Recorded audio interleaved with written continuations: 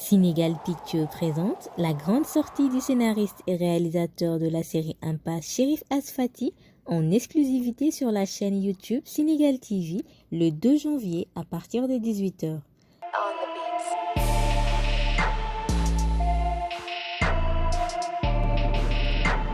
Tout ce que vous devez savoir sur la fin de la série et sur la situation du cinéma sénégalais, ainsi que les vœux de vos acteurs préférés, c'est ce 2 janvier à partir de 18h sur Sénégal TV. Assalamualaikum papa. Waalaikum salam. Kesumai. Boy.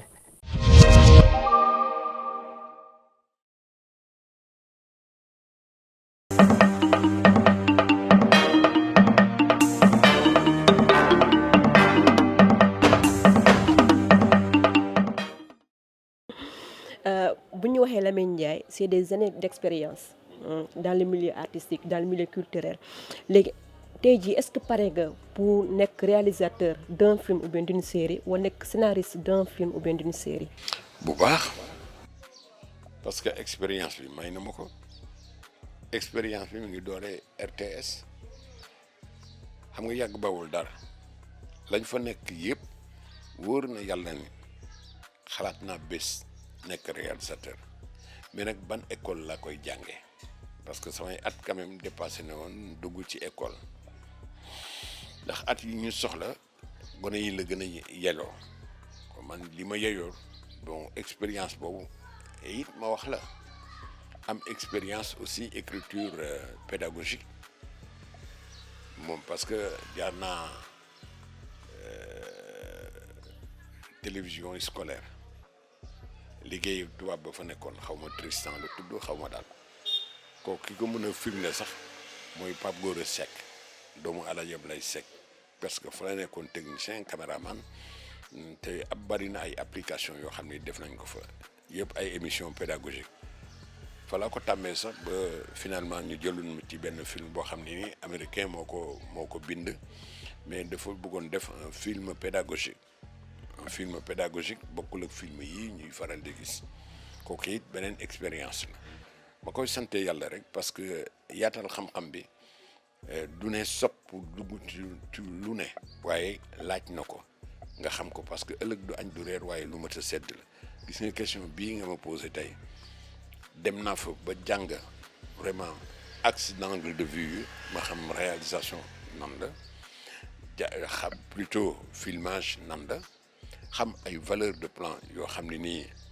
yëpp li ma ko may mooy film pédagogique yi nga xam ne doon bind parce que man nag ku sob laa bu ñëwee gis loo xam ne jaaxal na ma dama koy laajte waaye du ma nekk foofu créé wu ma ko bëgg ko daal di jékki-jékki rek mën ko te jaaruma ci jàng bi mooy laajteel ku laaj xam. J'ai écrit benn téléfilm boo xam ni avant may génn àdduna bëgg naa ko tourner mais dama soxla fond pour mën ko tourner.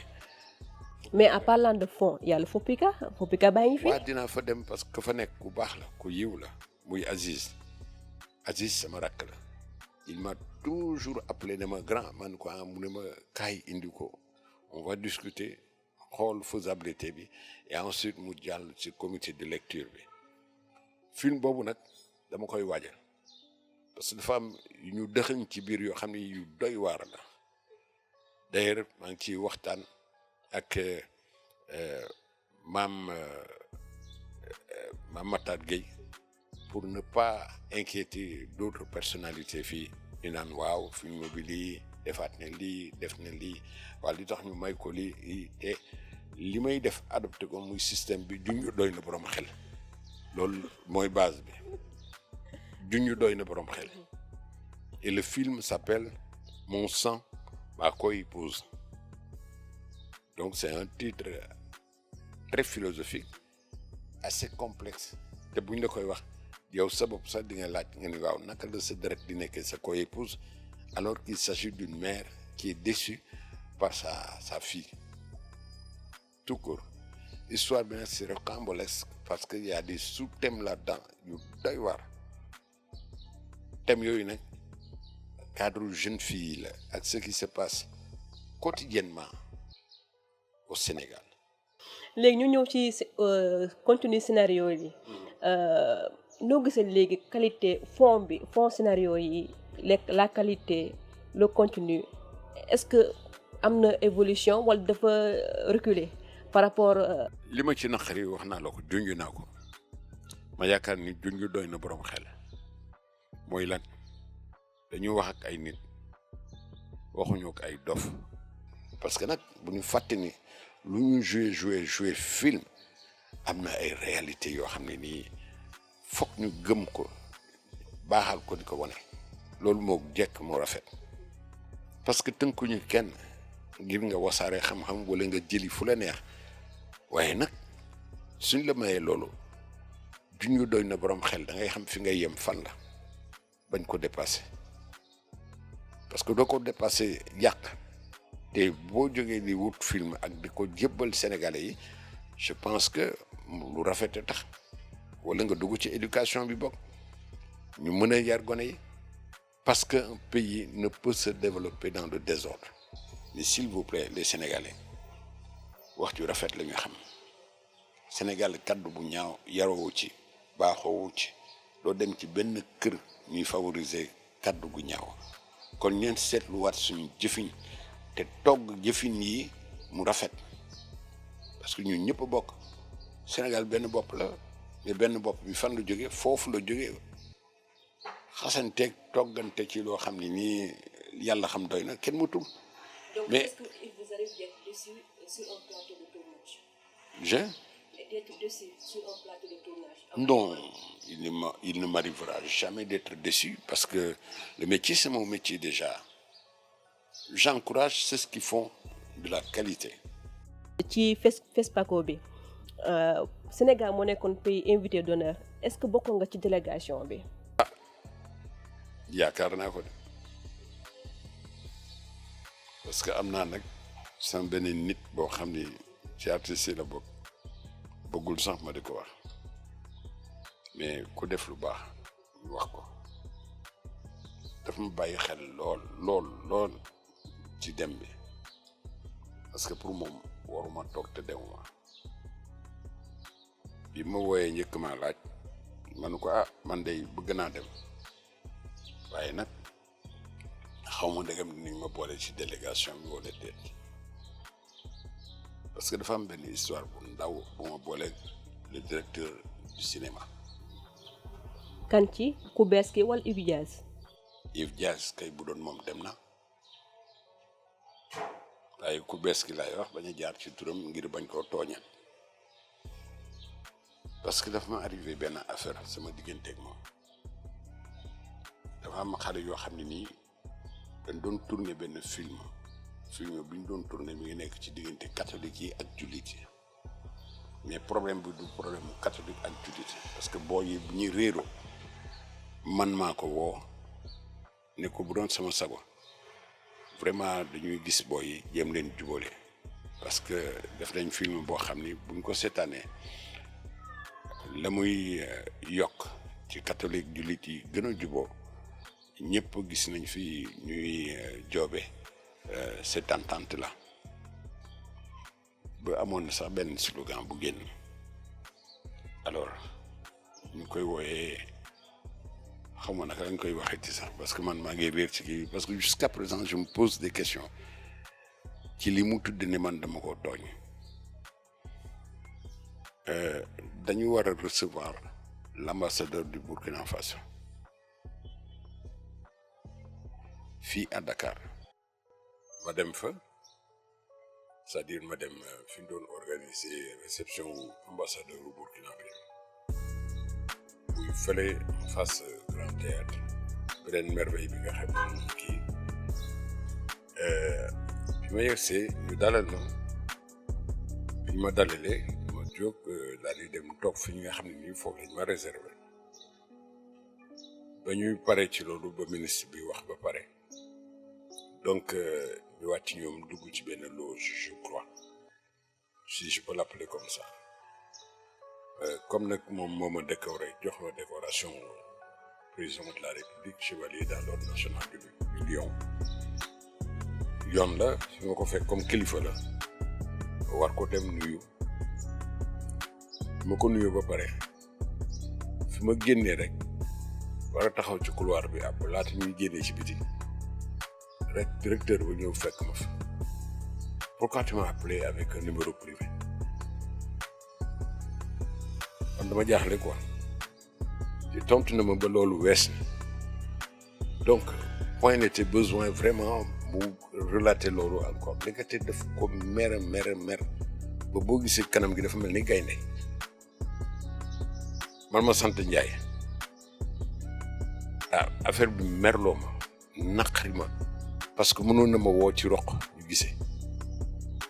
boo xam ne ko naqari wala mu invité ma ci bureau ma toog mu toog ndax sama rakk la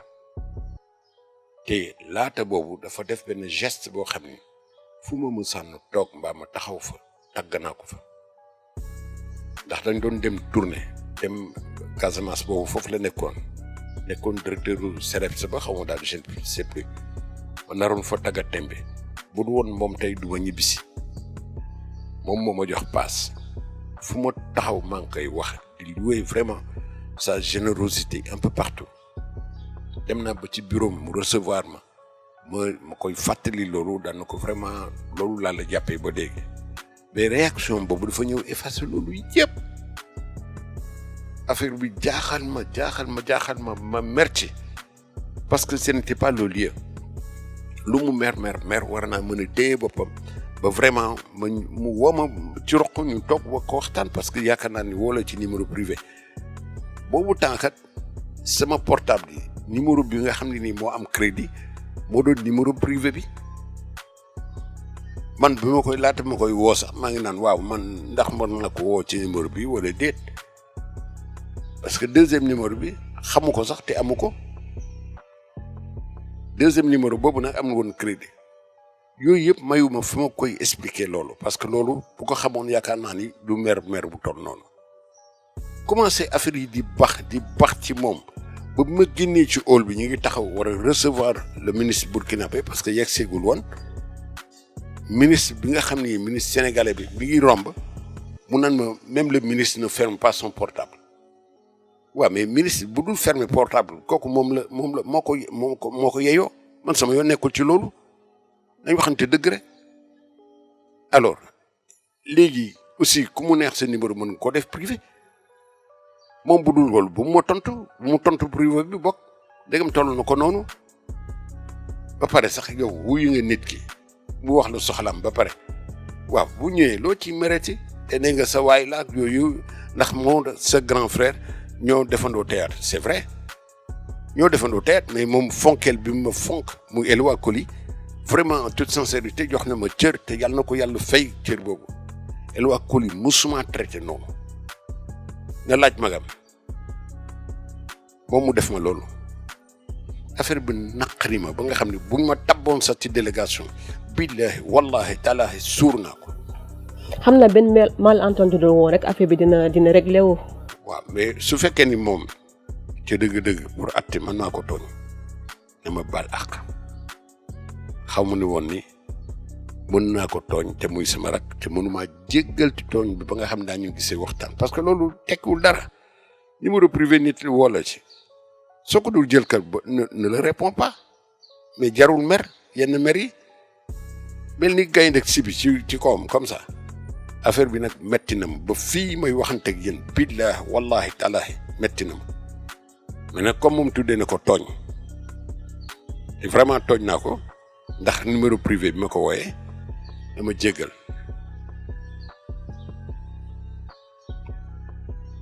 j'ose le dire devant vos caméras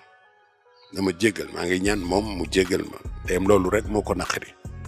loolu tax na même su ma naroon bokk ci délégation bi déjà loolu rek ndil na ko frustration te moom mooy tabb ñiy dem mooy defar délégation bi donc xëy na peut-être loolu la jàpp aussi tamit parce que dama mës a dem kon ñàkk bañ a dem bi du ma naqari mukk ba ca kanamu yàlla moom nag moom na xool toogaayam ba di ko yóbbante te ëllëg du añ ju reer waaye lu mat a sedd la parce que il peut pas être là éternellement y aura d'autres directeurs na seet laaj ba xam ni ko fi jiitu woon ana ñu tey ñoom ñëpp jóge nañ ci bureau ba kon jarul mer. Le message est vraiment lancé. Voilà, donc xam naa di ngeen trouver terrain d'entente et tout sera réglé et tout sera revenu dans l'ordre inchallah. Non, terrain d'entente bi ñu mën a trouver. lépp lu ma jàppaloon dama baal ak man jéggal naa ko parce que c'est mon jeune frère waaye nag dootul moom dootul man na fi yem non à jamais na fi yem non je le dis franchement parce que non loolu benn yabee la nga ci man maa ko mag fuuf xam na ñan ñooy ñooñam ne man am naa ay ñooñ te am naa ginnaaw li ma dese pour ma dugg ci biir suuf lu tuuti la maa ngi nii weex fur donc lan moo ma deseeti ma dem Burkina bañ ko ñàkk dem naa fa ëpp Burkina fuuf ñu tagg ma fa yëkkati ma ci kaw loolu la ma def foofu pour Sénégal la tax ndem moom dafa ñëw pour Sénégal liggéeyal Sénégal ñu jox ko fi poste ngir yàlla ak yonent bi na def ndànk ànd ak dal ak tekk ak tey moo gën. Machallah. Voilà Pape, l'émission tire à sa fin. Merci encore pour votre disponibilité. Là moi c'est mot de la fin. Mot de la fin du Bari. Je dis tout simplement que la patience et la longueur de temps font plus que force ni que rage. Méfions-nous du buzz. Le buzz n'a jamais profité pour qui que ce soit. D'ailleurs, on dit souvent, on le dit, je le répète, que méfiez-vous de se méfier de l'œil et la langue. Car plus l'œil admire, plus la langue flatte et vante, et plus le bonheur se fait vulnérable à le venin et s'affaiblit. loolu rek doy na moytu buzz. Machallah kontaan naa trop. Voilà mbokk yi maa ngi leen di gërëm bu baax a baax di gërëm aussi Mouhamed ki ma solal nii ak yére bi nii mu ngi ko joindre au 77 257 12 30 voilà il est carrément disponible et aussi avenant donc merci à vous tous merci à l'équipe technique aussi merci encore Papa. Merci. Merci à l'équipe, merci à la télé. Voilà.